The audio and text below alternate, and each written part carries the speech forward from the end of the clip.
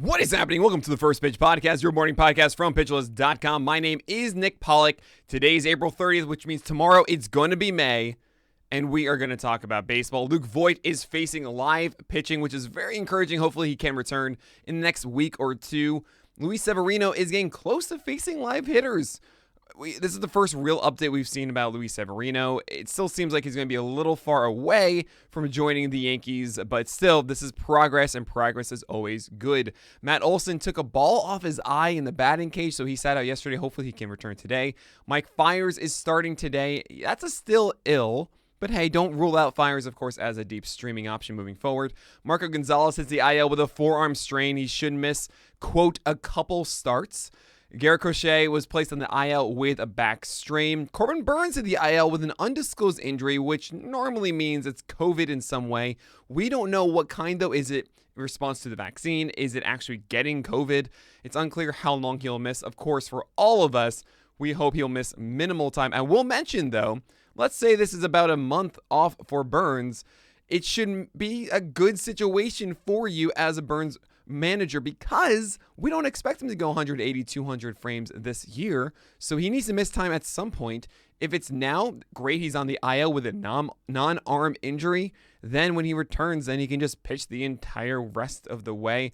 But whatever. All we want is Corbin Burnes, the human, to be healthy and good. So I hope he's doing all right. Nate Pearson was activated from the IL and then sent to the alternate site. Is he worth the hold? I'm kind of leaning no. Nate Pearson is a guy that goes really hard on a fastball and a very nice slider. Sometimes throws a nice changeup. But he's really a two-pitch guy. We've seen guys have success being a two-pitch pitcher this year. But he wasn't very efficient in the starts that we saw last season. It's a case where I don't really know if he's going to, if the juice is worth the squeeze, essentially. We don't know how long it's going to take for Nate Pearson to get into that hurt Blue Jays rotation, I should mention. It's debatable. If you have something that's going to help you on the wire right now, I would not be holding on to Nate Pearson. But if you want to hold on for something in maybe a week or two, probably 2 weeks or so, maybe 3, sure, why not? You could do worse than Nate Pearson. Adam Wainwright was placed on the COVID IL as a precaution after a family member tested positive, which is really unfortunate because he was going to get the Pirates. But we're not sure when Wainwright will start next. Matthew Boyd left yesterday's game with a knee injury after 1 inning. Very, very unfortunate there. We hope he's okay and will not miss significant time. Yordan Alvarez is flying to Tampa and will hopefully be in the lineup for the Astros today. And JD Martinez is out today with migraine symptoms. Hitting performances from yesterday's games courtesy of Adam Howe. Trey Mancini went 3 for 4 with a home run and 2 RBI. Mancini continues his comeback tour through the first month of the 2021 season in style, racking up 2 more hard-hit balls, though he did have a third that just missed the cutoff at 94.9 miles per hour. Mancini's nearly 400-foot home run was the longest and second hardest hit ball of the game at 110.5 miles per hour, and through his last 11 games, Mancini has put up a slash of 375, 432, and 600 to go along with his 11.4% strikeout rate in that time.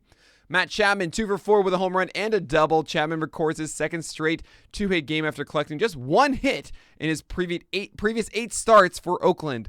Both hits came off the bat at least 104 miles per hour, including a 2-out solo home run. The 4 hits in the past 2 games brought Chapman's slash line up to just 184, 298, and 391 on the year, but his defense at the hot corner will keep him on the field. David Peralta, 3 for 5 with a stolen base and a triple. Peralta left no ball unscathed, including his 2 groundouts as he collected 5 hard hit balls in the night. Peralta only swung and missed at 1 of the 19 pitches he saw in the evening and brought his strikeout rate down to 13% to go along with his 9% walk rate on the season. Peralta has collected a hit in 10 of his last 11 games and will continue to play every day in the heart of the Arizona lineup. Reliever update, also from Adam Howe, because he is fantastic. Definitely listen to his podcast On the Wire coming out Sunday mornings as he goes over all the fab bids you should be making with last year's TGFBI winner Kevin Hastings. But anyway, reliever update. Liam Hendriks was the only member of the White Sox bullpen to see any action across both games of their doubleheader with the Tigers, closing out the 7th inning of the first game for his 5th save of the season. Thank you, Carlos Rodon.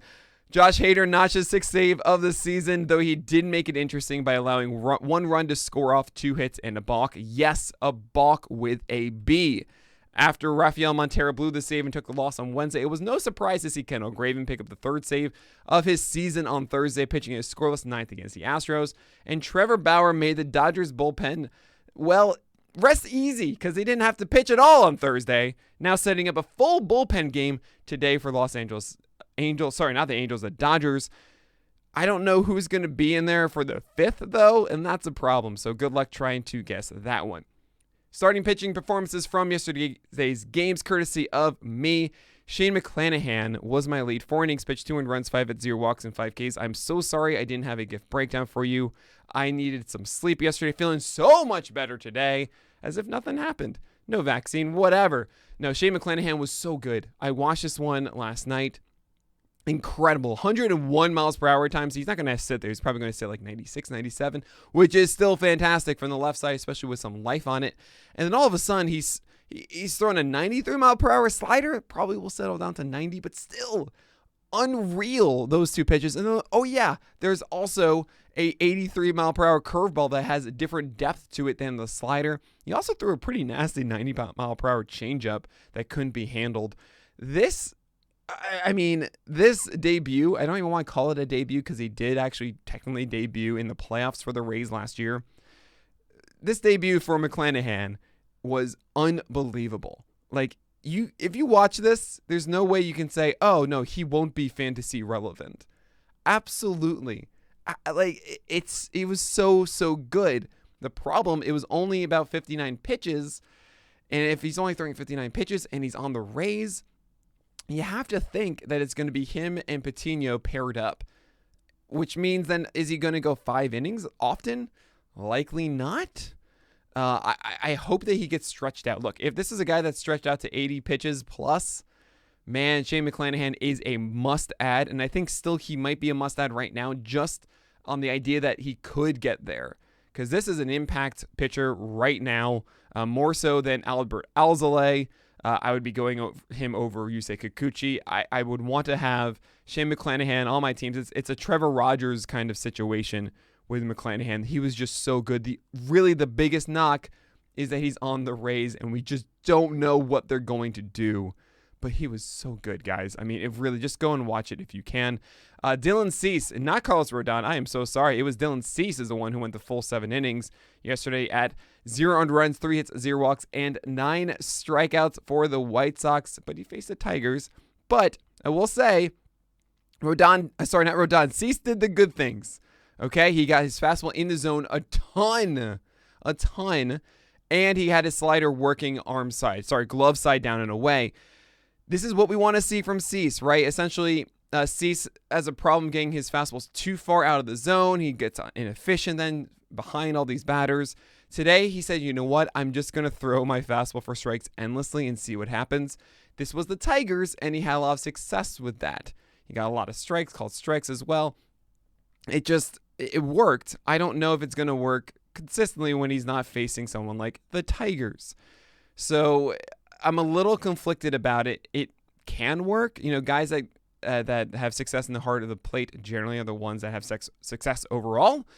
I don't know if Cease is going to be able to maintain this and keep earned runs off the board. I will say I'd like to see this, though, than the inefficient version of Cease. So this is, in that way, a benefit.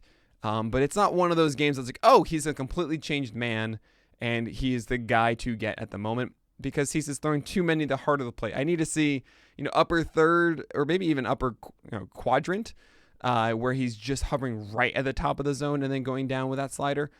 This is a little more of a cushion that I don't know if I love yet. But hey, if you want to try Cease against a weak opponent moving forward, all right, I'm okay with that.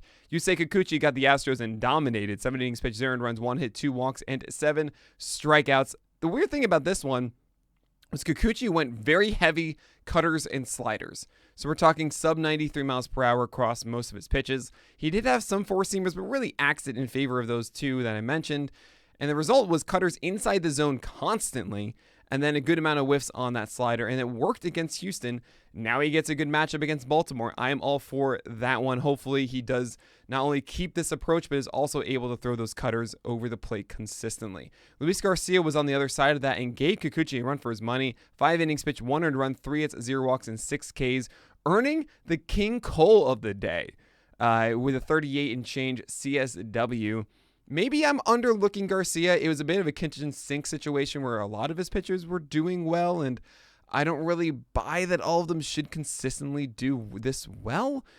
It's the Mariners, and I kind of want to think, just blame it on the Mariners. But at the very least, I will be considering Garcia for good matchups when he does get this start moving forward. And he might. Jake Odorizzi isn't really on the verge of coming back, at least to my knowledge, at this moment. So, yeah, maybe consider Garcia. It's not my favorite one. It's not like a Shane McClanahan situation. And I would prefer going after Kikuchi, of course, for that Orioles start next. Kyle Gibson. I gotta say, I have not been a fan of buying into Kyle Gibson. I've been calling it a Vargas rule.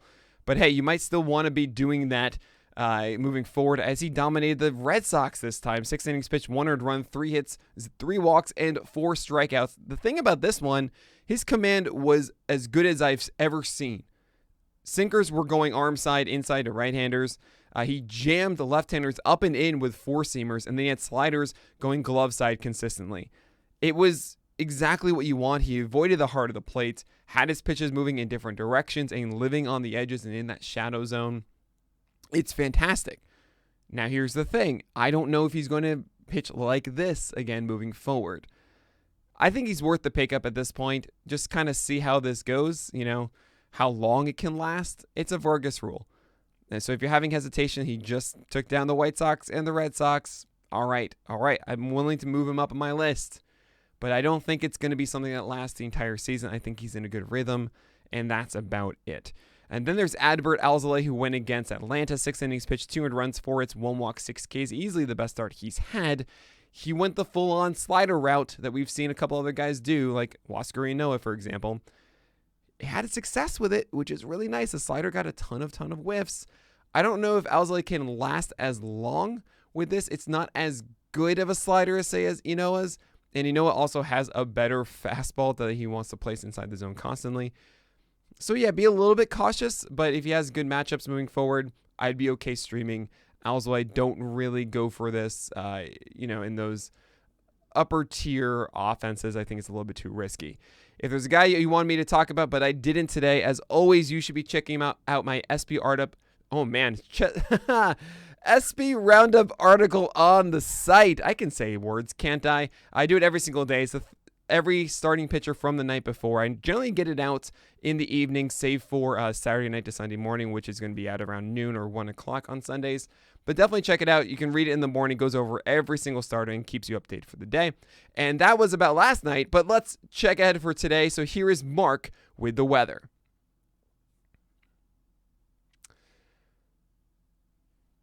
This is not an edit. I am just going to take a little bit more time. Yes, I am powering through this stuff because I want to give away things. All right. I know I saw a question, and I want to get it before I go. I definitely cheated. This is easy money. Yeah. I just want to see. I think Carlos had the question. I just want that. Okay. Yeah. Here we go. Thanks, Mark. Today's streamer is Madison Bumgarner. He gets Rocky Road. That is the Colorado Rockies inside of Arizona. That should be an easy one to go with. We had increased velocity of 91 miles per hour from Bumgarner. As long as he sticks around there, this should be a beneficial start for you. And as always, I like to take a question from Twitch chat. If you're not aware, I record these live on twitch.tv/pitcherlist Monday through Friday mornings, 8:30 a.m. to actually about 10:30 a.m. now, as I also often go through a video breakdown of a pitcher that is requested by chat at the end of it too. So definitely just come hang out. It's absolutely free. You get to ask all the questions you want. You should be there. So here's a question today from Carlos Marcano, one of our fantastic writers here. He asked, what are you doing with Michael Ajedo's boy, Andrew Heaney, and when will he be the number one pitcher on the list? Not today.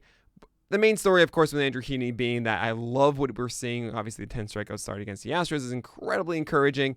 But the story of Heaney's always been volatility. One day he'll have that fastball going up, and then both his changeup and curveball working, getting whiffs at the bottom of the zone. And the next day we just won't see it. I believe it's a product of the lower arm angle and the way he slings the ball.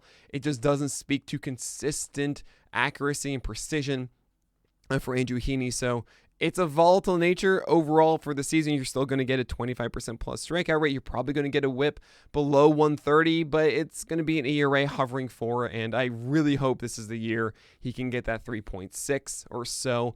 But yeah, I mean, just keep starting him whenever he has weak opponents, and you should be fine with Andrew Heaney. All right, that's going to do it for today. Enjoy the fast pitch over the weekend. We actually have a special guest doing tomorrow's First Pitch podcast, so definitely tune in for that one. But that's going to do it for today. So my name is Nick Pollock, and that is everything you need to know. There you go, guys. There is your Papaya Fridays as we're giving away with some bruises. I powered through it. I felt, you know what? It's fine. I can stumble once or twice. It's okay. If it's only speeding, you get a ticket. If it's only an edit, you can click it. Oh, yeah, I said the Angels and said, no, I mean the Dodgers. Yep. It was rough. It was rough, and I don't care. All right. All right. I want to give away. It's okay. Shane first inning. I mean, yeah, that was a beautiful one. Why not, right? Totally fine under gang. All right. Let's see.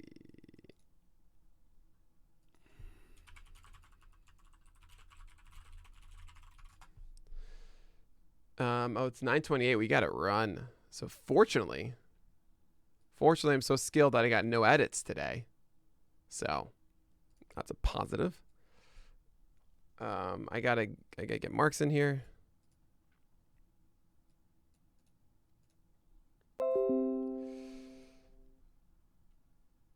Let's get you in here. Excuse me. All right, I got a screen share and turn on desktop audio. Okay. Excuse me. Oh, I can't hear it. Okay. Thanks, Nick. Anytime, Mark. Where is he today?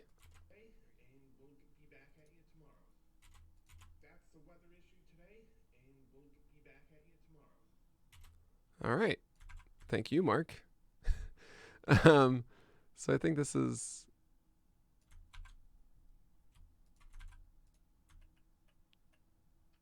All right, let's get this in here. Let's add the chains, the wonderful, wonderful chains. As I do the one chains, the earlier version of two chains, I'm going to get this all set up here. All right.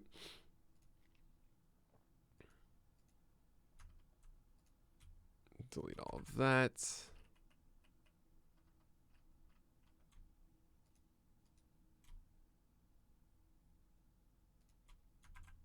I'm gonna move it back. No, don't do that. You don't need to do that. Nope, whoops. Get that back to normal. Yep, I want this.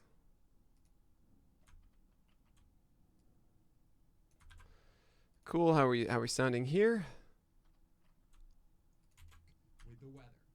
Thanks, Nick. Well, we have a big Friday schedule on to slate. All right. Back at you tomorrow. Thanks, Mark. Today's stream. I want to do this. We'll be back at you tomorrow. Thanks, Mark. Today's streamer is Madison Bumgarner. Cool. And then we got to get the first and second intro and outro. I clicked the wrong thing, and now my computer is taking forever to load, which is great. Always what you want to see. Come on, you can open the folder podcast stuff. You can do this. You have it's a 3700X with 32 gigs of RAM. Come on. You can do this. Thank you. It's an SSD in there.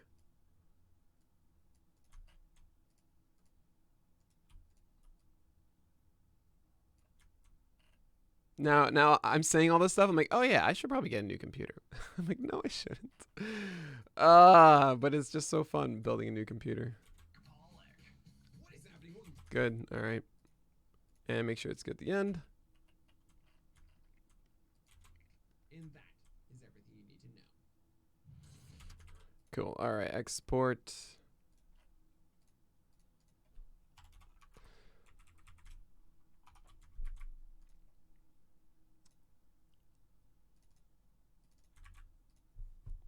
All right. So it's gonna be like 33 or 34 today, which is fine. That's fine. Don't do a neck computer. It is a trap. Well, there's this annoying bug where if you guys know this stuff, like my XMP profile for my memory. So essentially, I have like 36 hertz memory. Gets reset like just randomly. So they're running often at like 21 hertz when they should be at, while they should be at 36. And I'm just so lazy that I don't want to keep like, I just don't want to continuously have to always go into the BIOS like every day essentially to update the XMP to like make my computer run faster. So I'm always like, I'll just get a new computer. So I don't have to deal with that anymore. 97X, the future of rock and roll. Very, very, very poor papaya. All right, okay, physics, man. I had like two actual edits, like the Los Angeles thing and like my, I can say words thing. It was fine. It was fine. All right.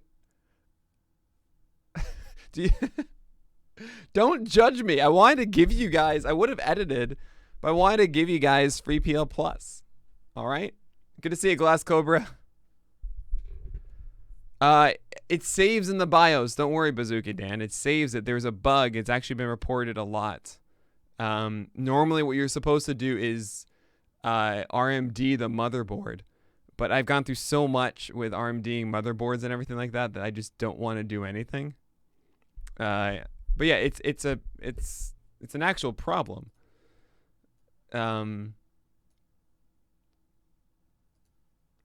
It sticks around, and all of a sudden when there's any sort of, I want to say update or like reset and stuff, it's just like goes away. It's so annoying.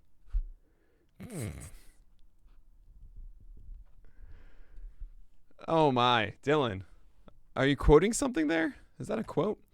All right, so let's give away some PL Plus. Let's do that. So essentially, if you already have PL Plus, you are not eligible for this.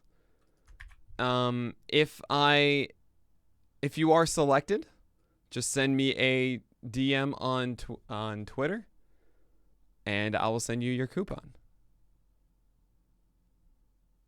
Foggy, congratulations! You have a free month of PL Plus. And let's see. Oh, and VNK, you already won, so we're gonna pick another one. Hammer Sig, congratulations. Oh, give it to someone else. All right, you got it. Yeah.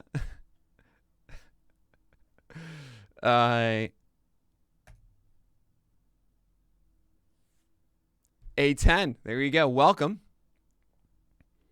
The entry, no, is just me pulling from the users of the chat. I thought it was. I thought it was, Jordan. I had a feeling. But I wanted to double check. But there you go. So A10 and Hammer Sig, just send me a DM on Twitter, and I'll give you guys a free month of PL Plus. Ta-da! All right, so next up, we got to do our wonderful streaming article. It's the best part of this. Everyone knows that.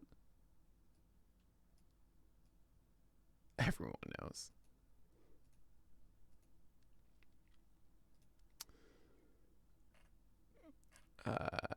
Life in the fast lane. Oh man, it's May tomorrow. Jesus, we're already a month done. Wow.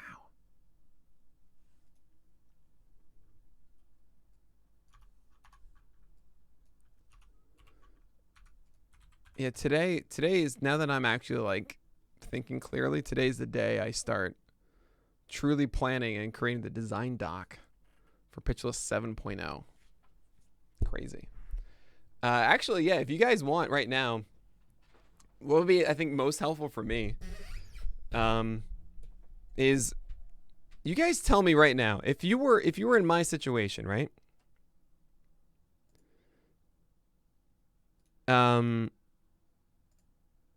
If you're in my situation, what would you instruct all of our developers, all of our like stats people, everything? What would you think is the most important thing that you want and added to the site for February 2022?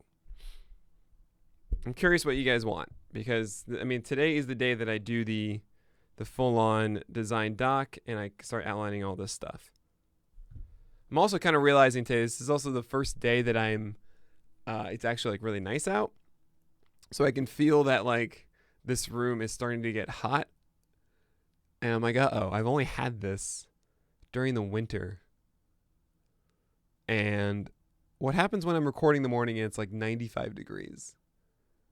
I do have the air conditioner, but I can't really record with it on. Oh man. All right. I'll figure that out. So you guys want stats added. So you want pitches per out, you want pitcher efficiency. This is you, Dylan. Some ad made PL crashing and over on my phone. Oh, that stinks. That's with our please report that and tell me what that is so I can go to our ad provider and tell them not to do that. Oh man. Thanks a lot, Arliss. Thanks for being here. Custom rankings and projections based on my league scoring settings. Okay. Maybe a fan instead of AC. Yeah, fan isn't as good though. Drop downs for all the weekly articles. Okay. We can make that happen now, I think. I mean, that's just a menu option that we can say like weekly rankings and then drop down. That's a good point though. I mean, I'm going to tell you guys right now, one of my main priorities for me is how do we restructure the entire homepage to make it different to like how we generate content. Because every single year we're changing the kind of thing that we provide. And I know it's not really great to constantly pour in resources into this homepage, but you know, like we want something we want to stick in for a long time, but also we just keep doing more things and new stuff, and we honestly need to change that. Yes, Carlos Mercado, absolutely. I mean, we're incredibly lucky that you came on board and you translated the fantasy 101 stuff. I mean, all for that, absolutely. Umpire scouting report. Wow, that's an ambitious one. That would be. That's something we theoretically could push towards now if we wanted. Good morning, Tar Minotaur. You're not. Absolutely not. We got streamers to do still. The video breakdown in the morning generally is going to be around like 10:15 or so. After 10.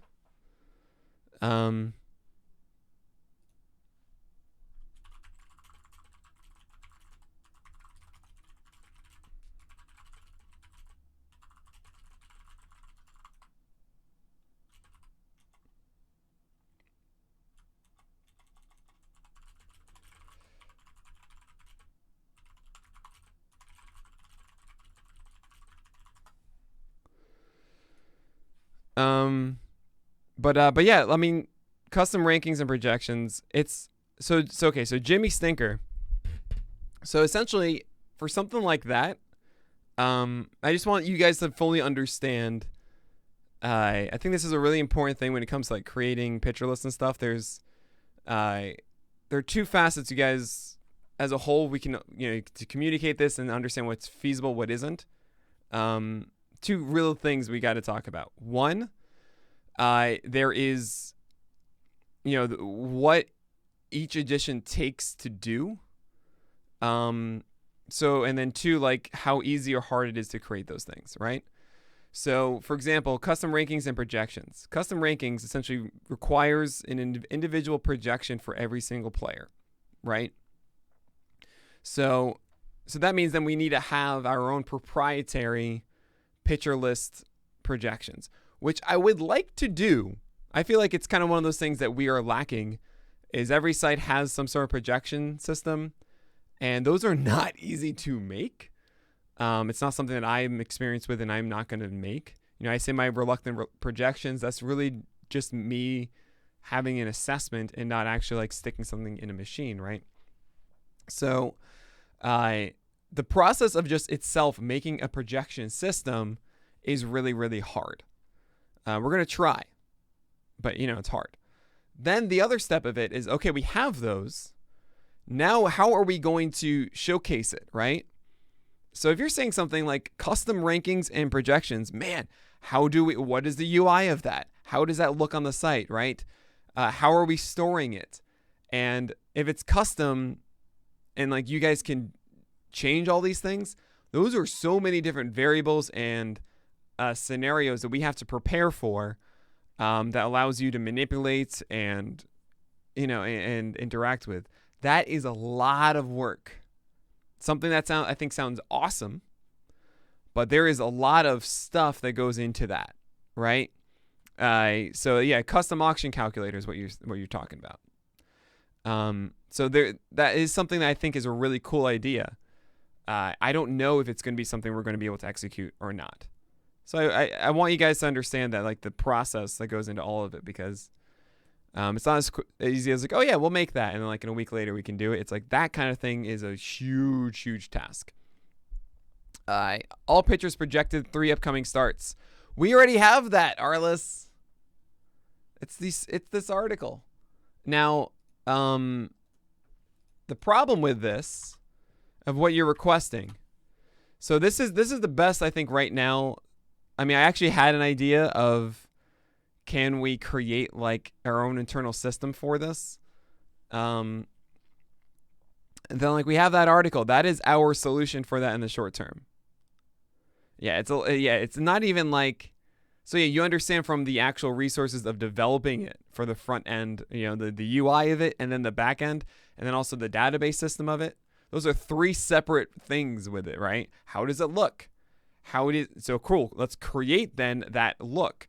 And then in the back end of it, how does it work, right? Ooh. And then, of course, there's a whole like, hey, let's make a projection system. So I request more robot-generated graphics. That's funny. What else are you guys? I still want auction values, even if they're done by hand without plugging. Man, auction values are not easy. Auction values. Imagine this, Furtree. Let's say we have auction values and they're generated by February. Do you guys know like how many updates we've made to the, like, my rankings in February and then my rankings before the season started are vastly different, because we have injury news. We have new pitchers coming up. All of us are getting rotation spots. We have free agencies somehow even happening. We have guys with lower velocity who are, or have added a new pitch or are destroying it in spring. So many things happen. And those auction values, in some ways, they change every week.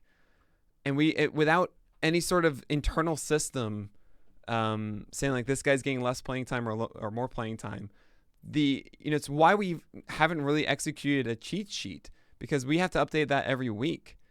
And if we put one out for February 1st, like by the start of March when drafts are happening or something, it's out of date already. And that takes a lot of resources. It essentially just means like one person on staff, all they do for 2 months is just updating a cheat sheet. But then is it my rankings? Is it what that person is doing? Is it representative of all of us? And all of a sudden now they're putting a picture somewhere else, and then like, I don't agree with that. And then all of a sudden it's this conflict and dissonance. And it's like, uh-oh. It's really hard to execute that preseason plan really, really well. So any customized projections are almost always a premium paywall. I don't know if... So it might be, it might not be. I kind of want it not to be a paywall thing. I know it's like business wise not a good thing, but oh yeah, right. I know, but I'm not doing that for a tree. Not a chance. I mean, if that's the case, then anyone can do it themselves, right?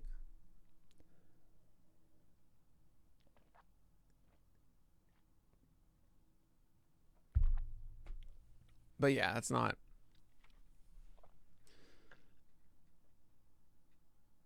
Yeah, exactly. I project players on my wall all the time. It's not even hard. That's funny.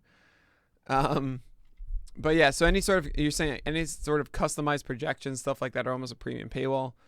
There's a part of me that's like, you guys know me. I want Pitcherless to be the place that like anyone is starting out in fantasy baseball, like everyone says, oh no, okay, yeah, don't worry about all of the stuff. Like just go to Pitcherless. You'll like get everything you need. You'll have a good team. You'll be fine. Just follow those guys, right? And so if we have stuff behind a paywall innately, I hate that. I hate that idea. So it's it's a conflict for me of, yes, so that's a premium thing that we're spending, we would be spending a lot of resources on, but we also, now daily projections like DFS stuff, that's a different thing. But for season long, I feel like we need to make that a public thing. And I feel like that just makes too much sense to me. Having the auction calculator, like tools, I understand can be a premium. You want an auction calculator, you gotta get PL Plus, all that kind of stuff. That makes more sense to me. But I still kind of like, I want to give as many things free as possible. I want to believe in the innate good of people to support us with PL Plus, but yeah, I mean, it's decisions to be made. You guys know me. I don't do things for, I'm not, if I wanted to make more money with Pitcherless, we could, but I'm not going to. And I'm not going to be that person. Excuse me. All right. I'm going to stop procrastinating here. Because that's what I always do. Here is this one for today. It's going to be, oh man, it's Friday. That's right. Happy Friday, everybody. I hope it's been an okay week for you. I'm so happy to feel like I'm feeling better today. Like, oh. It's nice to feel normal. You take it for granted. What's the best resource for tracking player injury information? Twitter? Is there a site that consolidates that info? Well, there isn't. This is a thing that I've been wanting for a while.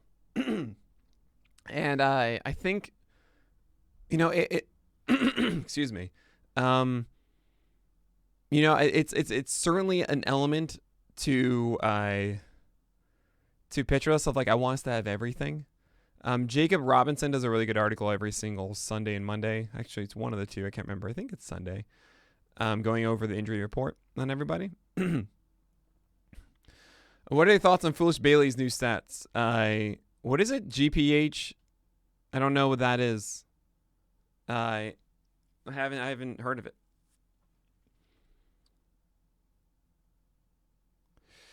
Shadows. Oh man. Yeah, that's kind of like one of those intangibles about the shadows. It could have. I can't put any weight either way. There have been shadows before, and there's Derek Rowe's thing is amazing.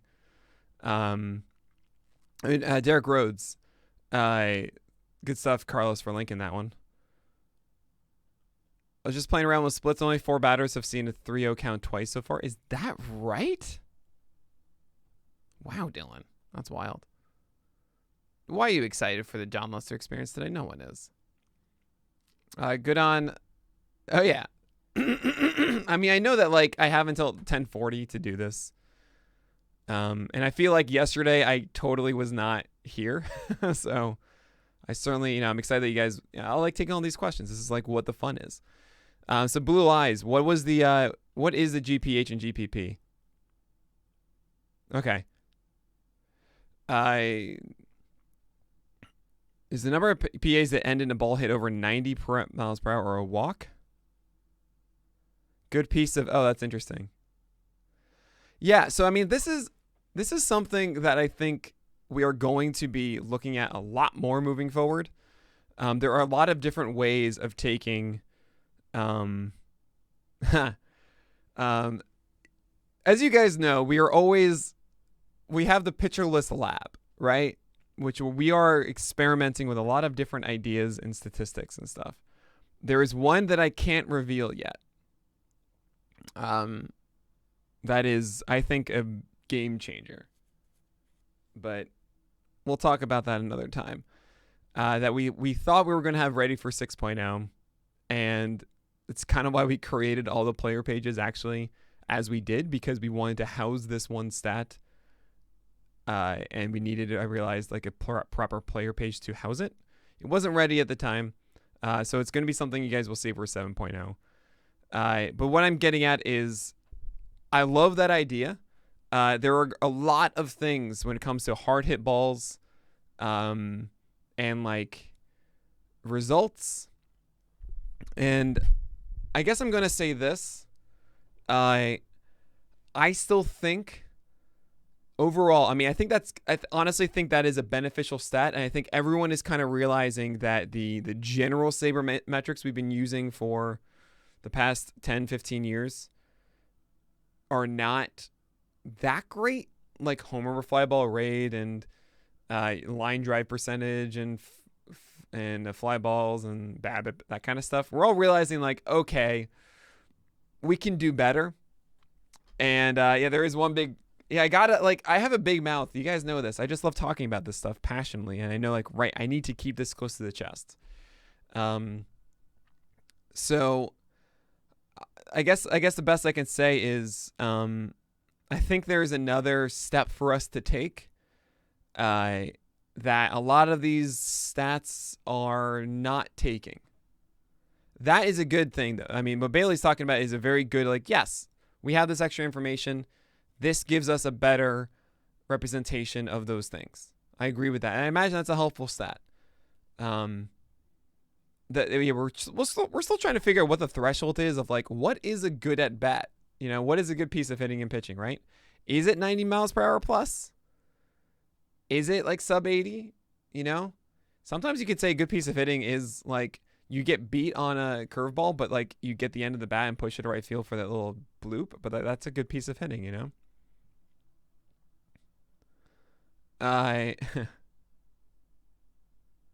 How long until we start using sound, the decibels of a bat stat? That's funny.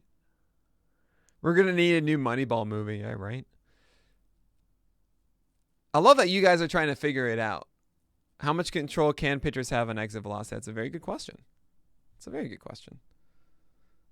I assume it depends on angle, too. You can hit a 90 mile per hour in the dirt and still, yeah, more commonly announced. Sure, this is why, like, hard hit percentage is not only, well, barrel percentage, I should say, not hard hit, is about, it's about that loft, too. Notes for each pitcher's past starts. Whew.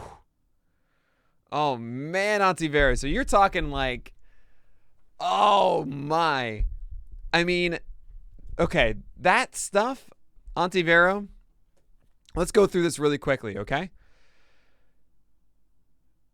Bad weather, we can track that. Bad, good home umpire, technically we could track that. Day game after night game, a dang, we could track that. Travel east to west coast, we can't track that. Stuff working, not working, kind of hard to track that. How do you determine what is working, what isn't? Opponent's lineup banged up, key hitters receiving day off, kind of hard to track. What I mean by that is, do we have a direct data point? We do have a direct data point for bad weather. Theoretically, we can say like, hey, we can track weather and do that. Bad or good home umpire, theoretically you can have an umpire tracker built in, and that would be a data point. Day after night game, we could theoretically track like the game starts and stuff. Travel east to west.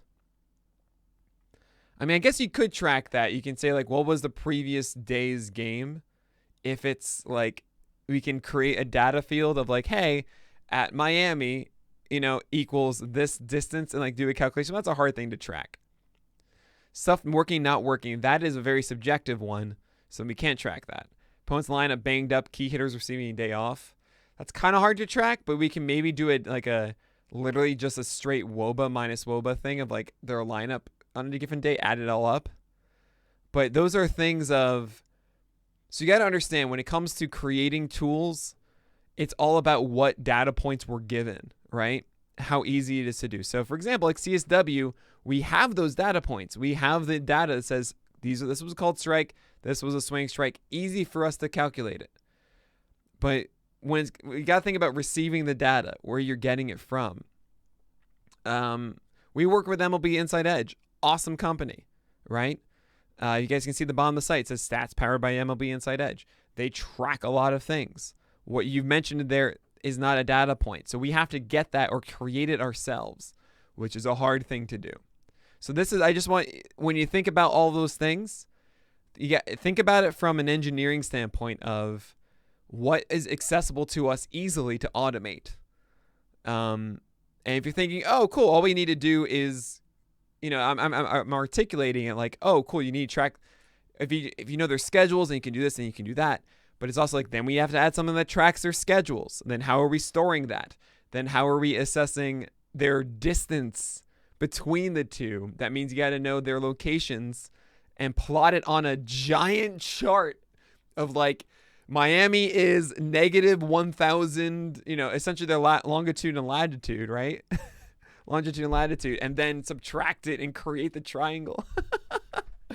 Exactly. This is kind of the stuff that like, this is actually what it is. Well, tracking the schedules in the MLB API, yes, that is true. But then it's more about like the distance. You got to calculate that. I want to be able to click it. Maybe based on time zone, but then it's still like, you got to understand, we have to create that data point and then calculate it. It's like, that's a lot. We want the baby. Right. So guys, it's just important for me to translate to you, or at least communicate, not translate. I like all the things that you guys suggest. I'm always like, oh, yes, obviously that's a good thing. The other half of it is, how much does this actually cost, us to do? And then I have to make the assessment of what do we want to achieve, and then how much can we achieve, and then we have to create like kind of an order of preference of what's most important and not. So to me, that's part of the fun of this job. It's actually one of the best parts of running Pitcherless to me, is like actually being in charge of creation, and like I get to make those choices, say I want this, and like we can do that. It's such a fun thing. But yeah, it's just like we're creating amazing baseball content. Oh yeah, and those ESPN, yeah, it's funny. There's a really good video about the explosions and stuff. The problem with the MLB API is they're really bad at probable pitchers. So I've wanted a tool for so long that's just like an automated expected schedule stuff. And there's in my head, I'm like, we can just do that. We can assume I would love to have a back end thing where it's like you have all 30 teams, and then we have like an assumed rotation, and then we can kind of check saying like, is it a 6 man or is it a 5th man? Then if we can manually just change just once a day, update like the order of the rotation, then we can have we can just spit out on the front end the expected schedule, right? Essentially automate those tables you see from James Chiano's article. But the problem with that is you have guys that get skipped a start here and there. You get like a bullpen game from the Dodgers all of a sudden, and it just goes to hell quickly, It's really, really, really annoying. So, yeah.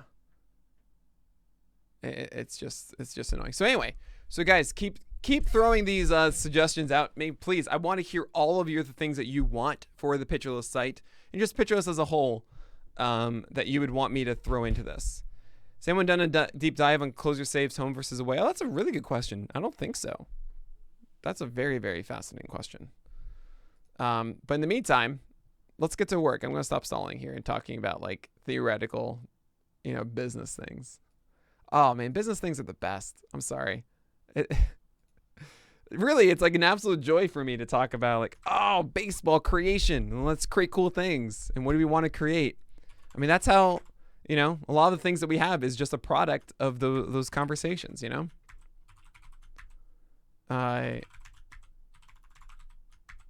all right, I'm just double checking the table I have from yesterday to make sure that there's nothing crazy going on.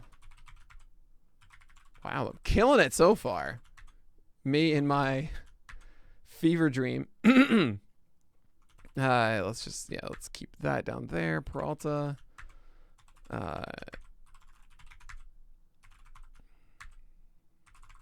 Oh yeah, Fires is coming back.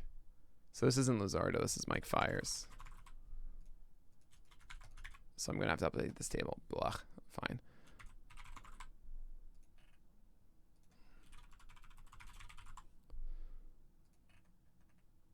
Coffee Cakes.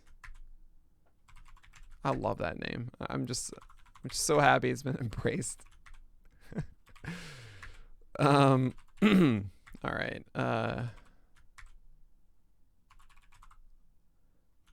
And Lester.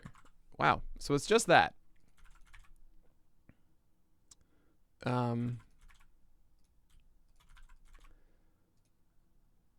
Is Fires... This is... I'll do this. It's Baltimore. So for example, like this is something that's important, right? We want to improve our tables. We'll make them look much sexier than they are. We want to be able to do more things as a staff. So this is a priority. And hopefully I think by next week. Oh my God. That sounds so good, Bazooka.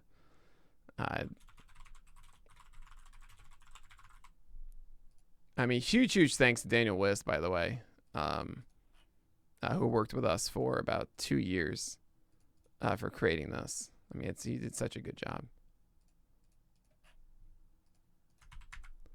And like, it's one of those things where I think you guys recognize that with everything that's created, it's not a matter of like if, it's just a matter of how many resources do we have and what do we need to make. We have only so much amount of time and resources, and like we need to make an MVP, right, a minimum viable product, so that we can get that stuff done. And Dan made this, which is like exactly, we needed this thing to exist, and he made that in a really short amount of time. So huge props to him. All right. Like, I don't think enough people really appreciate the fact that I'm not even a developer. Like, I would never call myself that.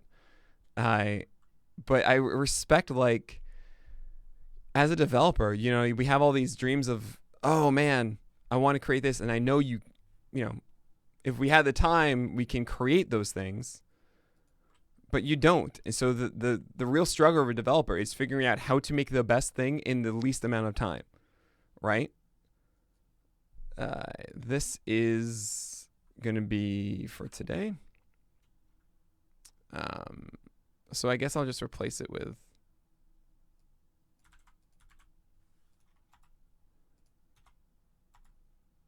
I gotta just add a Mike Fires thing.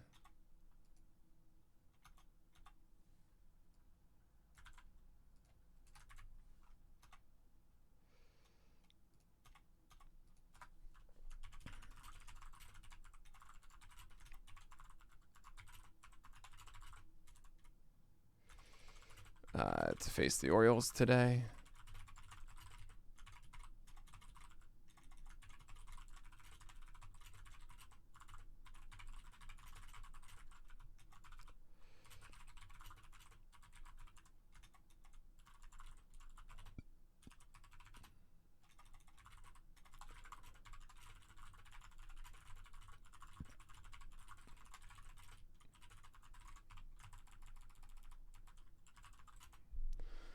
Daring on a Friday. That's my next band. Actually, let's expand this and then make you tighter. No. All right, fine. Let's not expand this. Yeah, that generally works. That should be fine. All right, we need to double check. Oh, wait. Yeah, right. I forgot. Okay. We got to do this.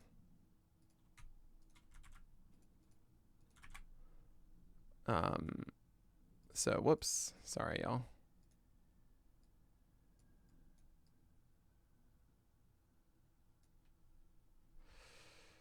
Okay. Let's move you.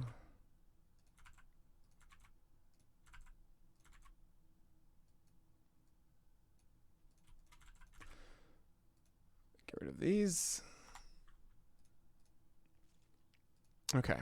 Who is starting for Cleveland? I don't think I want that start, by the way, guys.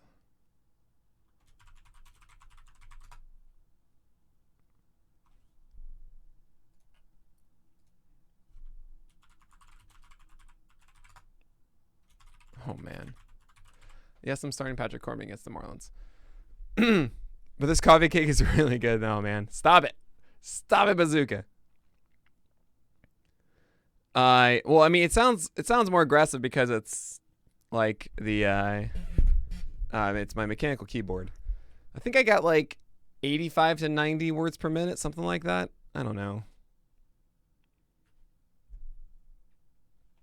Well, then just let him go. Then just let him go, Tar Minotaur, if you're feeling that negative about it. Just remove that anxiety from your life. You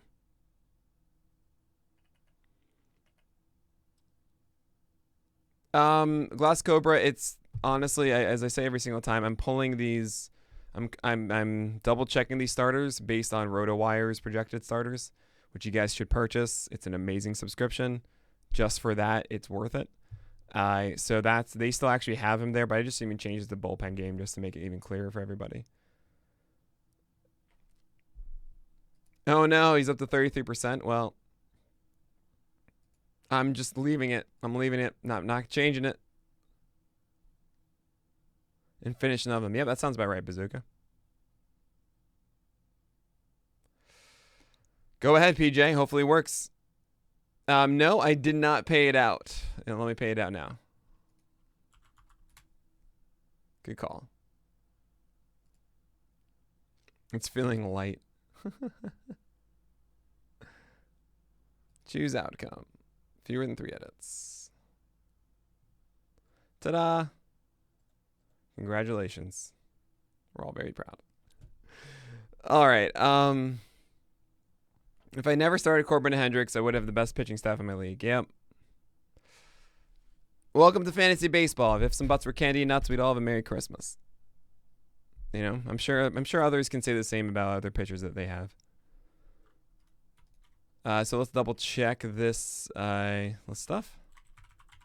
Oh yeah, Gallon's going tomorrow. Oh, Harvey. Just kidding. Morden.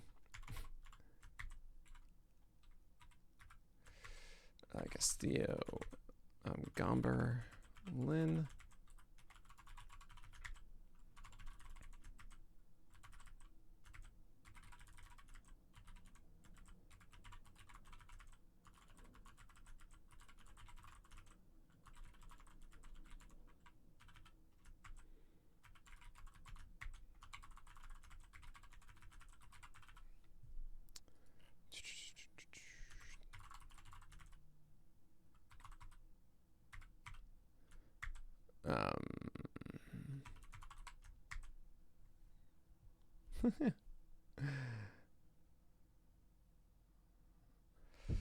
All right. So here we go. We got our lovely list. So let's start throwing these up here. Auto start, yes.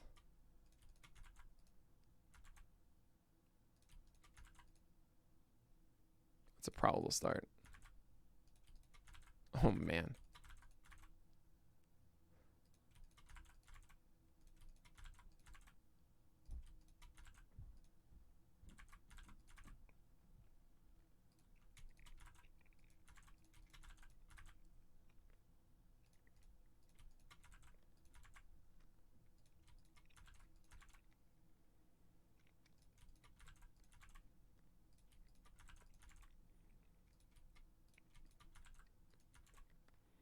Okay, so here are our auto starts. We're going to go here.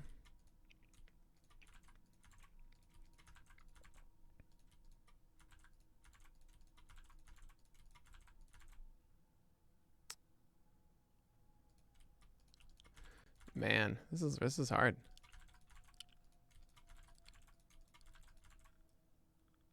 Nah, I'm not gonna be stupid.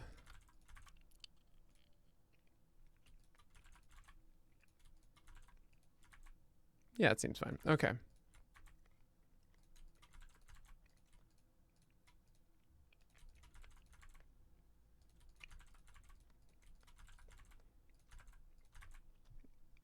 All right, large questionable here. Oh no, we gotta get this in here. And oh my god. How did I miss you, Flaherty? I don't know.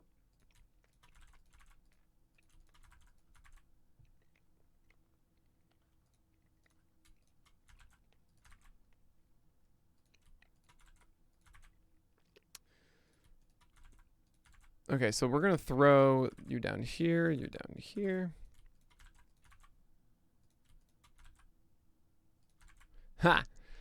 Gomber is a questionable because the Giants are really good against lefties and not Arizona. Oh yeah, Sarah Griffin's article was fantastic, Dylan. Dustin May should be way higher and Milwaukee can't hit. Yeah, but these are actual aces. He's not an ace is gonna ace yet. I know he's actually pitching on May, but you know. I mean, look, he's an auto start. It'll be an interesting idea for fantasy base. I have one Mulligan game per week. That's funny. I think it would just have more starts, you know. I've picked up 5 new starters. I'm very carefully pitching which of those 5.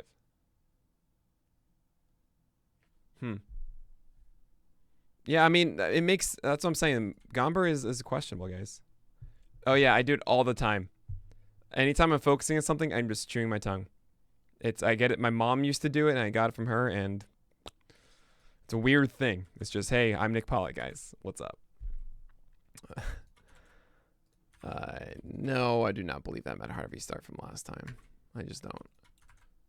I can... Oh, he's on a roll, I guess. All right, yeah, go in here.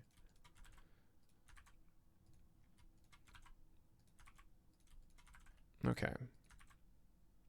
Fine. No, I can't.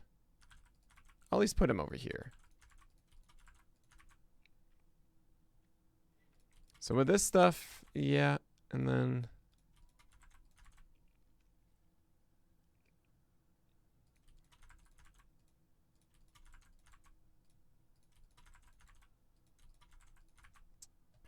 Seems right to me.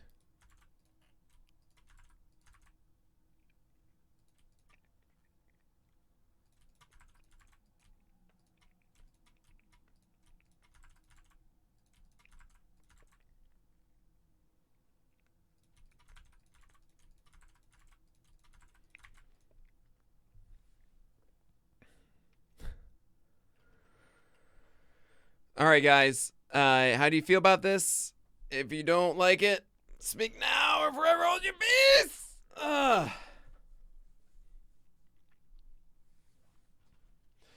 You're not wrong. I don't know how to pronounce that name. 2006. Oh yeah, Snell. Yeah, that's a good point. Snell lefty against the Giants. That's a good point. I'm just talking about that. Yeah. This is a very good point.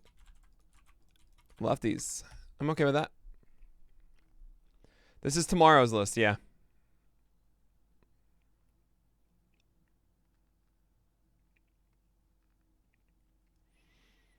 I mean, if you want to see yesterday's,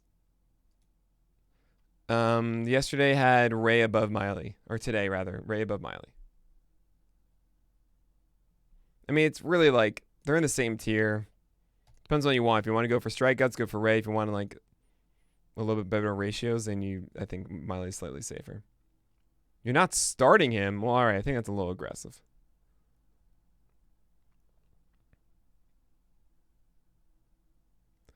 Actually, you know what? This is a good point. I'm going to be doing this because at least I'll take the mystery box instead of these guys. You know?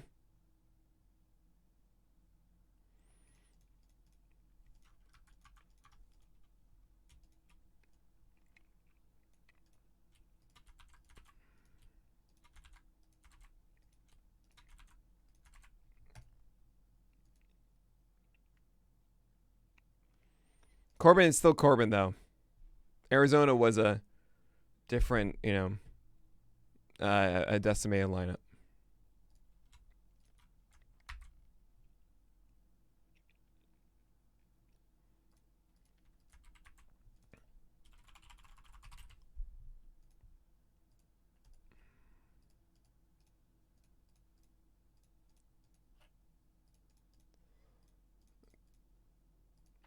Who is the streamer?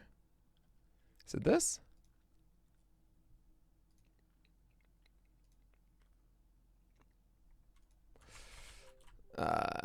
Canning. Yes, 9%.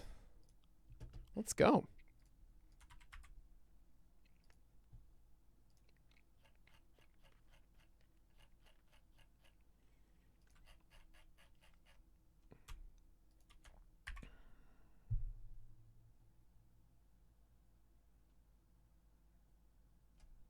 Thank you. All right. It's time for the lovely notes. Let's get this out of the way. Let's just do it. Let's do it. Let's knock it out. In the meantime, as a Twitch chat, as I do this for the next 10 minutes, I want you all to debate. I'll give you 2 today because I didn't give you guys one yesterday. Give me the 2 innings you want to watch once I'm done with this. So essentially around 10:30, I'll spend about 15 minutes.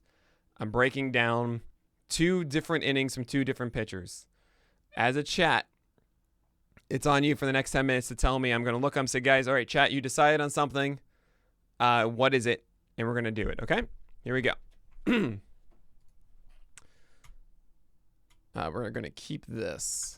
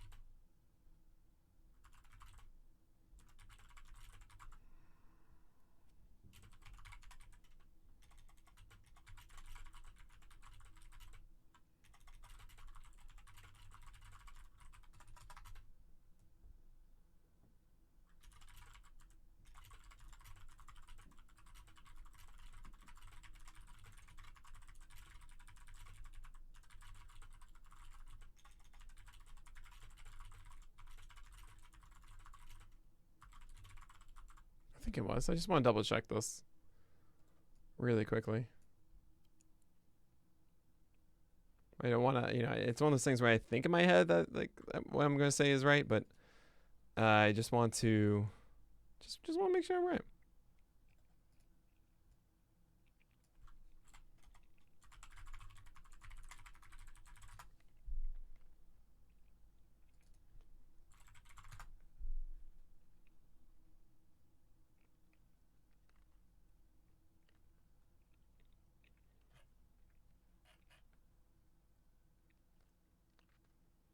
Oh, he's so low owned because of the Houston start, right?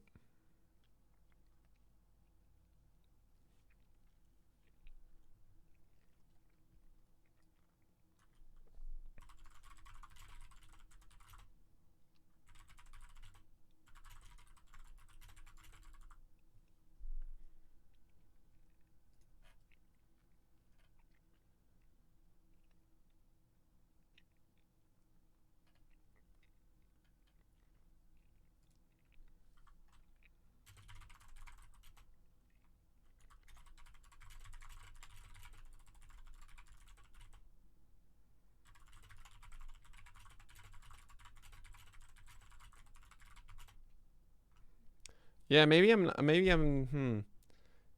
Griffin Canning hasn't been great lately.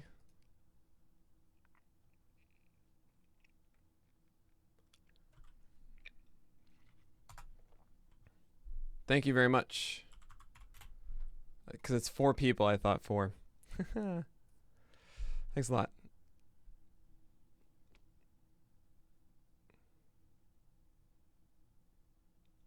The Rizzo inning? That's funny. Now, there'd be nothing of value for me going over the Rizzo inning.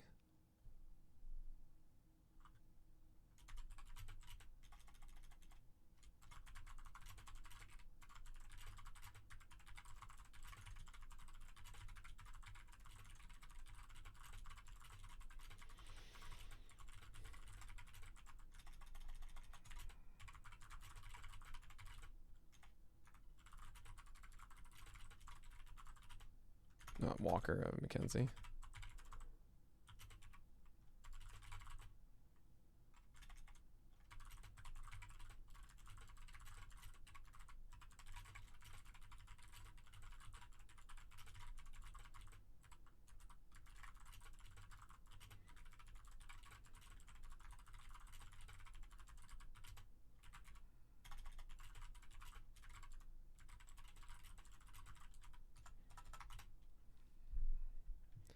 All right, let's move this here so I can see it.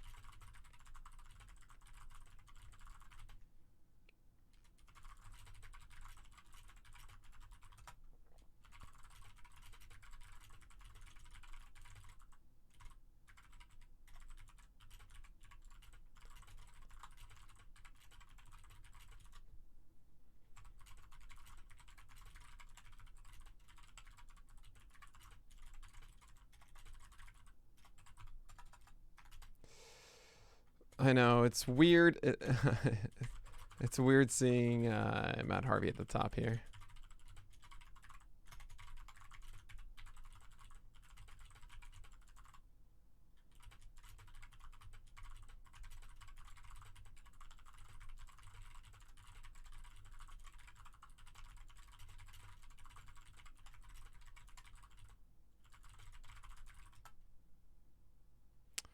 And last one is going to be I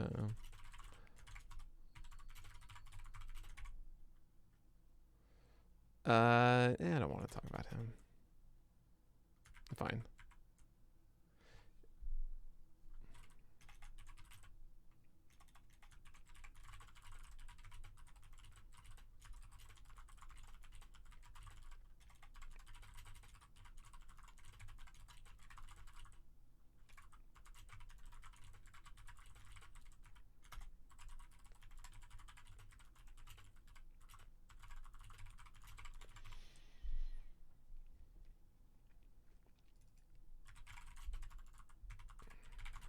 Let's call that. All right, there you go. See, I don't know that Lisa Loeb song. I'm sorry, PJ.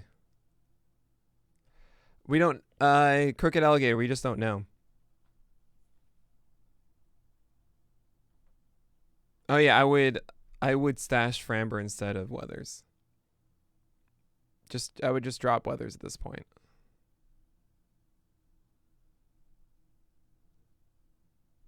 All right, guys. It is time. What has chat decided on?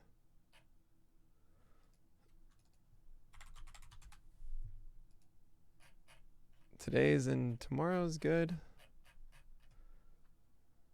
What has chat decided on? Who wants to let me know? So McClanahan fourth and Cease's fourth? Or, I mean, there were two, so those would be the two. I also saw McClanahan's first, second. Oh, man, guys. We got to get a consensus, chat. Come on. Get it together. What's the consensus? You did. You failed me hard. You had 10 minutes to get to establish a leader. Nola fifth was a definitive one. Okay. Okay, so we're going to do Nola fifth now, and you guys can decide as you go on what the second one is going to be.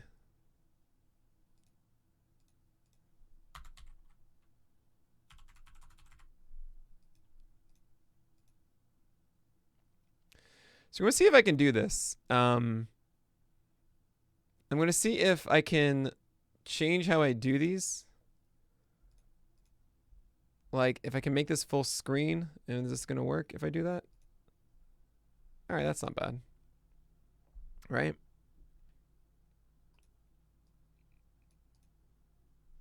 Do this muted? Yeah. Hold on. Okay. So here we are.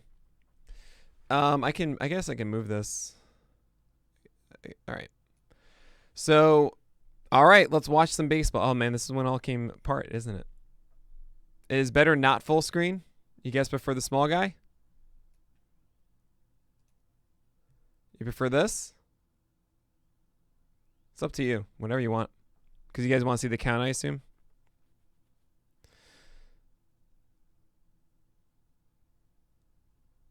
That's fair enough for a tree. Well, we'll watch the first inning. All right, guys. So here you go. First pitch. It's a lovely curveball. Fantastic.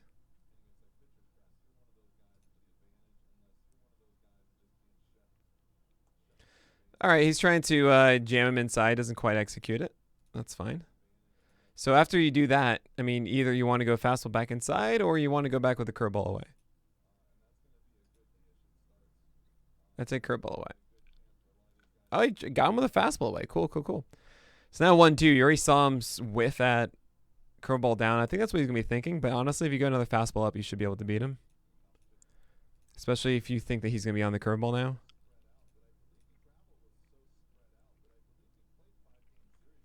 Oh, good. I like that they went after a heater. It was just an easy take. Now I would go change up. I think like right now, Tyler O'Neill is not going to forget that first pitch curveball that he was, he swung over. What little hitch? Oh, in the beginning. Yeah, that is interesting. Like a little stall of the leg. Yeah, that's not typical. Huh. So they're going curveball though, right?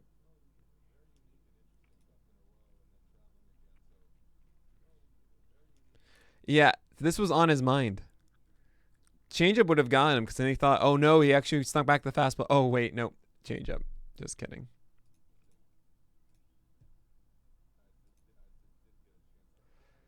Fastball? No, you're stop going with the curve right now. That's what he's focusing on. Fastball would work. Oh, he went with the curveball again and got him? Hey, all right, props to you. Nice. Okay, so that was pretty cool. So essentially, that was a moment 3-2.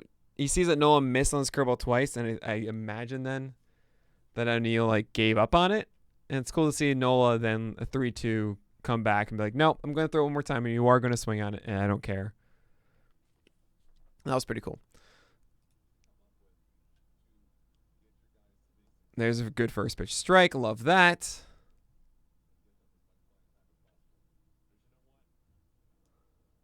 Oh, you got that call? Wow. All right. I mean, so you just seen him take 2 curveballs for strikes. And there's a theory of like you can't throw a third because now he's on it.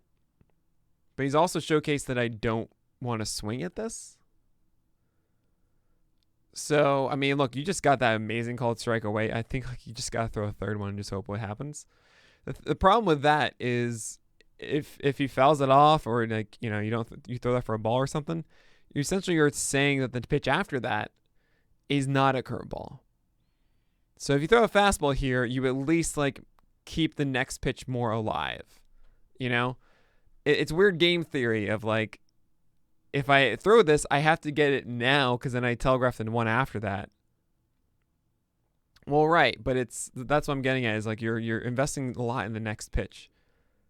So let's see what happens.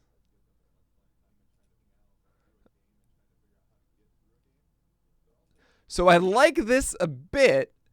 I feel you should have saved that for the pitch after. So what I would have done, I think if you want to go the changeup route, you should go the fastball route instead. Because I think Kinsler is thinking like, oh, he's going to throw that curveball again, so he's already on off speed. So yeah, so then like you get the fastball, you speed up the bat, all of a sudden, okay, now he's thinking, now you like you got to play the changeup off of the fastball, and he hasn't seen it yet, and he's not really thinking heater at this point. So this is a really good pitch. If you threw this on the next one, after throwing a high fastball or something, that was when we would have had it. But now, now it's like, what do you throw? I guess you got to throw a fastball. You got to throw a fastball.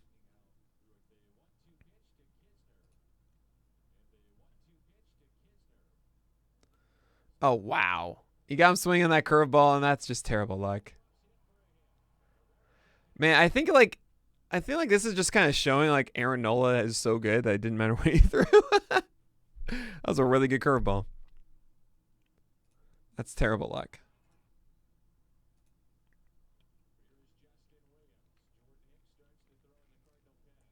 Really good curveball. Man, he's feeling it so much.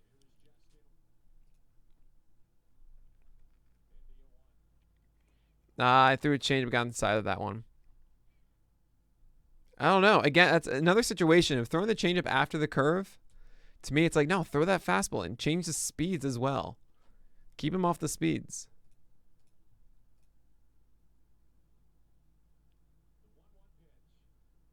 Of course, it's another curve. Oh my God, you're getting both sides of the plate now? That's not fair. That's over here and over here. I mean, Jesus. Now you got to think fastball up and in. Like, you will completely demolish him with a two-seamer like this. He's just so not ready for it. Don't stay away. Do not stay away. Why would you? I hate this. I hate that kind of pitch call. I mean, I have a philosophy. Many other people have a different philosophy. I'm not saying it's right, but you have 3 pitches thrown, and it doesn't matter what you tell any hitter. They have to be so unbelievably disciplined to not be conditioned now to lean away after 3 pitches away. You know? Yeah, it's got to be like Miguel Cabrera, essentially, in his prime, to know better than to like hold back that to have such an amazing zone that you can hold yourself back from leaning slightly away. You're throwing a fastball now. A fastball that lands over here is actually like kind of here at this point. Like the whole zone shifts over because you've thrown so far away. Take advantage of that. Throw it here. But I hate this pitch call. I hate it. I hate it a lot. So now you can go. Oh, okay. So he's gonna throw his curveball because it's amazing.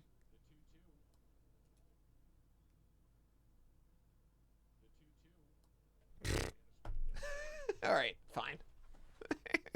I mean, that's such a good pitch, man. He actually got a little higher than I would ideally want, but I'm saying like the pitch itself is just so good. Yeah. Oh no. Is he gonna throw another curveball first pitch here?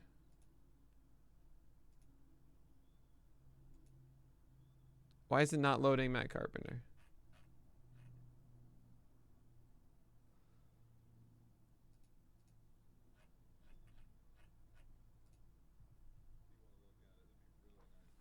Wait, how did a man get on first? What's going on here? How did someone get on? It's skipping Tommy Edman for some reason? No. What's going on? Oh my god. All right. Hold on.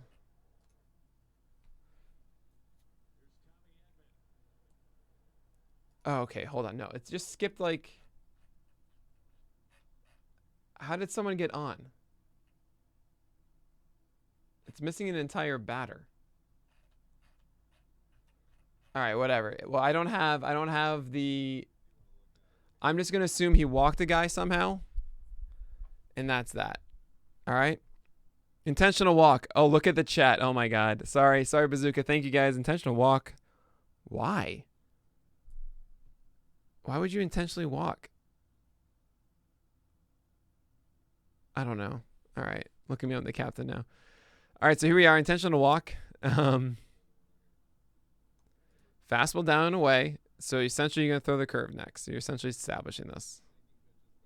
This is going to be the home run pitch. All right, what is it? It's going to be a curveball. Like, it's been such a good pitch for you. You're throwing the curveball. And Carp just waited for it and drove it. Oh, man. Oh, it's so annoying. That's so annoying. And I will say this. Justin Williams and Matt Carpenter, he stayed completely away from lefties. Like, if that first pitch fastball was not down and away, but instead was up and in, I think he earns that strike. You know, you gotta play a little bit east-west. You know?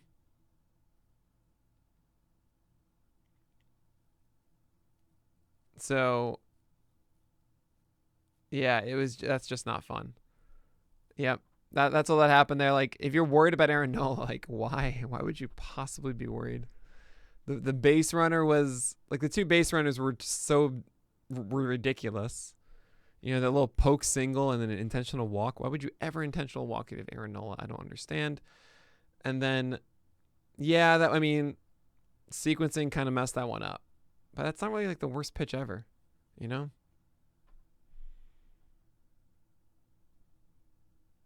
Well, yeah, Popcorn, but at the same time, like, they were having success, you know? Yeah, you're not wrong. Like, generally you don't want them that hittable.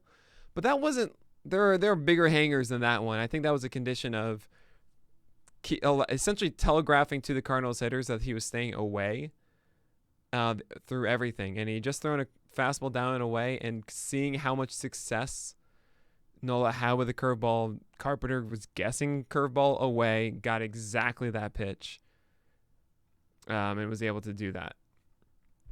That's all. All right, we're going to go to Shane McClanahan now. Like, he was demolishing until that. Like, that's not... This first inning, I remember this. This was glorious, and we're going to watch me freak out again. It's great. This is so good. That's 96 on the corner. Sweet. Good start. So let's talk about these mechanics really quickly. So keep in mind where his back foot is and where he lands. Okay? This is a straight line. I love this. I love, like, this is completely straight. He's not throwing cross body. None of that. This is going to completely straight line. He's on the right side of the rubber, which means his arm on release is, again, straight line. I love this. This essentially means that when it comes to command issues and walk rates and stuff, this straight line of everything means he has a very good canvas to make adjustments.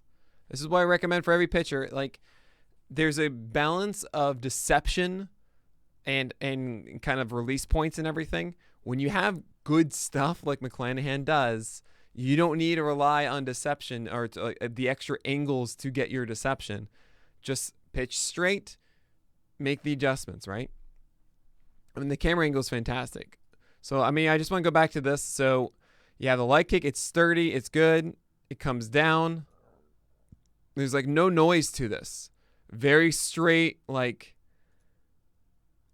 I don't like necessarily this big wideness, but it's fine. You know, it's very Paxton X. He gets to this point, which is very good. And then he just delivers. So it's watching in full. You know, it's a little bit short on the... this is a change. I didn't realize the second pitch was a changeup. This is actually not terrible. I mean, he established the fastball's here and it's coming down. Maybe it's a little too far. Canna is very patient. That would have gotten a lot of guys. That's a good pitch, honestly.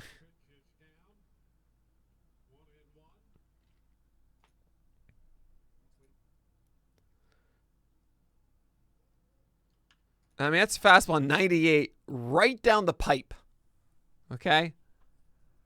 You could say a little taller. Being taller is not always good. It depends on the player. Do they, like, when you go down, essentially it's telling you gotta get your arm up quicker. Because essentially if you're lower, you just need a little more, like, if you're tall, that means innately your arm is up higher. So that means it's closer to the release point, right? It's not a problem. Some guys like getting low and driving like that. Some guys want to fall. You know, it depends on the player. So don't really worry about that. Yeah, fourth was good too, but like I think this is more, a little more special because it's like the new, like, okay, we don't know who he is. Anyway, he's throwing 98 right down the middle, and you see a foul ball. Like if I'm starting and I see that in the first inning, I'm like, oh yeah, you can't touch it because this is the mistake, and the mistake you can't handle. This is just pure confidence right now. So now I'm like, Shane McClanahan, I guarantee you, is like, okay, you couldn't hit 98, but let me tell you, what happens if I amp it up a little bit? I'm going to throw this as hard as I freaking can because you can't hit the one when I'm not throwing at 100%. And he throws 101, right?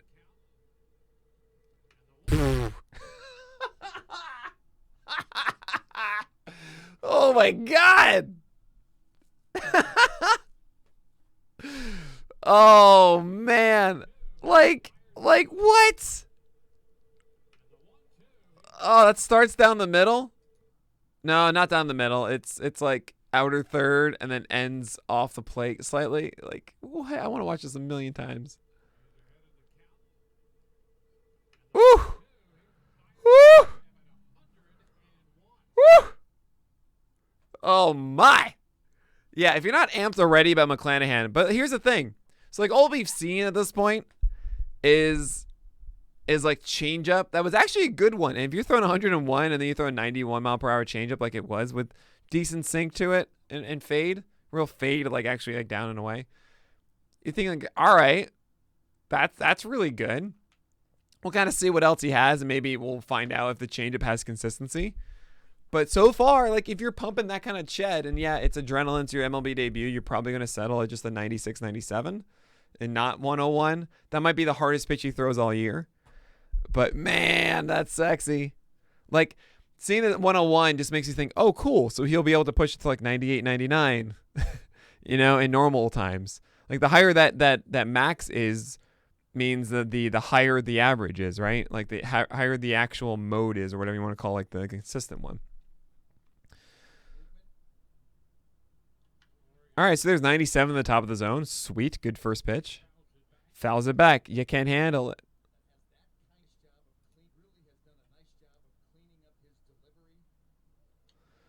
Okay, so that looked like the changeup at 93. A lot more sideways movement. I think he got on the side of it, a little bit underneath it.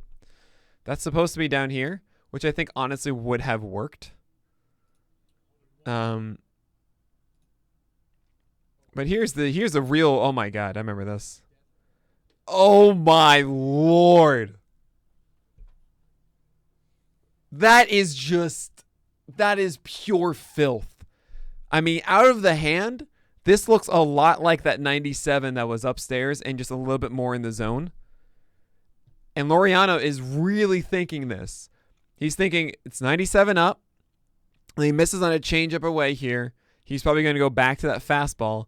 And instead he gets that, which is just like out of the hand. Here we go. This is coming probably like right here. You know? The trajectory of this as a fastball is like it's going right here. Laureano's like, aha! I got you. And it just, no. Man. Oh, God. That's so good. I mean, like, that's it. That's all you need to see. You know, now it's just a question of, like, how consistent is it? You know, is this a rare thing? Or is this something he's going to do a lot? You know? I mean, that's it. Stuff-wise, McClanahan's higher stuff, better stuff than Rogers. The thing that Rogers has is good command on the fastball. No. Think of Rogers. It's that slider is the equivalent, you could say, to his changeup. You could. The changeup to the slider, you could kind of say like, and then from McClanahan's changeup to Trevor Rogers' slider, maybe you could say that Rogers has a little bit more, consistency with it. The main difference is like fastballs to each other. McClanahan's is better, but it's just about command of it. And Trevor Rogers obviously commands it right now, so that's the difference maker. That's why it's stuff and command for Eno's rankings, right? Oh man, but now the question is like, okay, stuff is not a question mark whatsoever. It's just about, is this like a good inning or is this something that's gonna last? Throw it again, right? Throw it again. This is funny. Savant, you guys can't see this? Savant is labeling this as a four-seamer. It's not a four-seamer. Like, it's too hard. Too much spin. That's a slider or a cutter. What do you want to call it? That's not his fastball. That's too much movement. Man. Ugh. That's not as good as the other one, though. This one had a more subtle movement. This is more of a cutter. But yeah, he's really good, guys. Well, okay, hold on. Bazooka Dan, sure, but minimum sample size, I understand that, but it's like you got to give a label. You have to give a label to anything. They don't have that luxury. All right, so there he misses completely, so that's not good. Ben Stupak? Sorry, I just got an email from a kid I coached in basketball like 5 years ago. Oh, that's really cool. Yeah, so there's that one that missed. Yeah, all right. That's another one missed. Okay, so he made a small adjustment, but he's not quite there. That's a little annoying. This is the third pitch. This is the one I want you to make the true adjustment on. Just throw it down the middle, kid. Yeah, good. Good. Like that was a case of like, look, it's my first start. It's 2 outs, 2-0. Like, take a little bit off. Get this over the middle. Okay, make Jed Lowry like demolish you. And luckily, you got like this is off the end of the bat. You know, timing is actually pretty good. It's just off the end of the bat, and Lowry's his butt is out. Like, this is bad hitting. I don't know. He expected this to be here, and it's over here. I guess it was a 2-seamer or something. He just did not get that right. Ha! It's funny, Bazooka. So yeah, there you go, guys. That's Shane McClanahan. And yeah, it's getting close to 11, so I gotta end this one. But thanks for tuning in as always. These morning streams are super fun. You guys are the best. I hope you enjoy these video breakdowns and stuff. I think what we're gonna try and do at some point is like collecting all of them and putting them up on YouTube and everything. I don't know. So if you guys missed them, they'll be there. But yeah, y'all are the best. Thanks so much for the support. Thanks for dealing with me yesterday. And have a fantastic weekend. Enjoy the first pitch tomorrow with a guest and Alex Fast on Sunday. I'll be back on Monday as always. But as always, everybody, may your BABIPs be low and your strikeouts high. I'll see you guys on Monday.